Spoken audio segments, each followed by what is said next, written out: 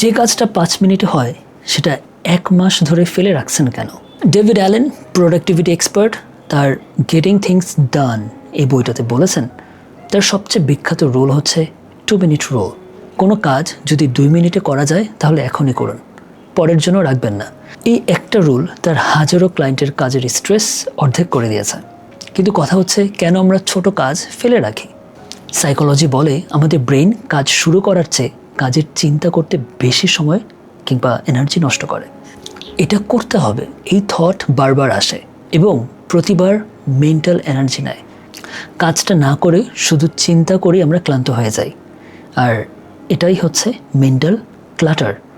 আর এই ক্লাটারটাই আপনার সারা দিন আপনাকে হেভি ফিল করায়। আপনি নিজে টেস্ট করে দেখেন, যে কাজটা আজকে 3 সপ্তাহ ধরে পেন্ডিং করে রেখেছেন এখনই শুরু করে দেখেন, 5 থেকে 10 মিনিট সময় লাগবে সর্বোচ্চ। এবং সেই কাজটা করার পর কেমন ফিল হয় সেটা দেখেন। অনেক লাইট ফিল হবে এবং অনেকটা হালকা লাগবে নিজের কাছে। এবং এই ফিলটার মানেই হচ্ছে যে কাজটা আরও আগে করা উচিত ছিল।